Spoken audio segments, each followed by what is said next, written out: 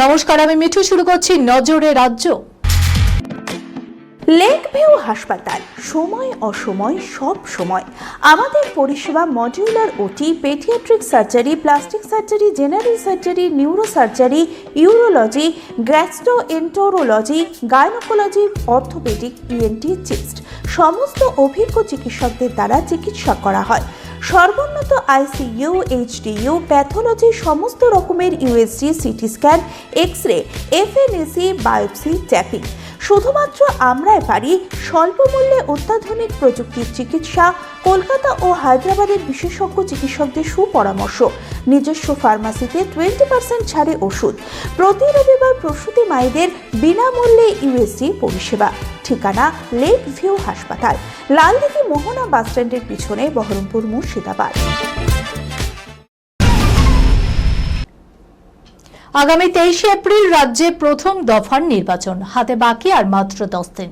এরই মধ্যে 3 দিনের বঙ্গ সফরে রাজ্যে আসছেন ডেপুটি নির্বাচন কমিশনার জ্ঞানেশ ভারতী সহ কমিশনের আধিকারিকরা।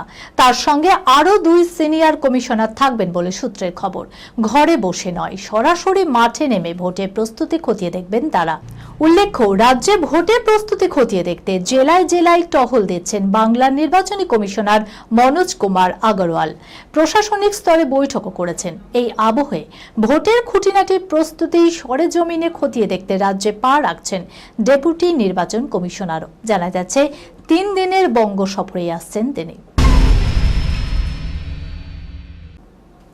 জল্পনা অনেকদিন ধরে ছিল, কিন্তু তা যে এত তাড়াতাড়ি বাস্তবে রূপ পাবে তা হয়তো ভাবেনি অনুরাগীরা।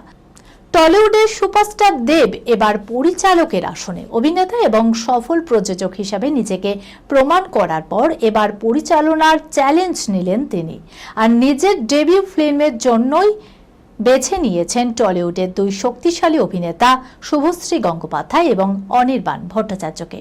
সোশ্যাল মিডিয়ায় পোস্ট করে দেব লেখেন, জীবনগুলো একে অপরের সাথে জড়িয়ে যাবে, সীমানাগুলো ঝাপসা হবে, নিয়মগুলো ভেঙে চুরমার হবে। নীরবতা ছিল সাময়িক, কিন্তু এই পরিবর্তন চিরস্থায়ী। প্রস্তুত থাকুন, এক সম্পূর্ণ নতুন অধ্যায়ের উন্মোচন হতে চলেছে দেশুর হাত ধরে। দেশুর সাথে আসছে এই পুজোয় নতুন সিনেমা হলে। ভোগের সাফল্যের পরই হইচইতে আসতে চলেছে এক নতুন পৌরাণিক হরর সিরিজ রক্তফলক। রক্তফলক সিরিজের পরিচালক হলেন পরমব্রত চট্টোপাধ্যায়। সিরিজের মূল চরিত্রে রয়েছেন শাশ্বত চট্টোপাধ্যায়, অর্জুন চক্রবর্তী, কনীনিকা বন্দ্যোপাধ্যায় ও মোহনা মাইতি।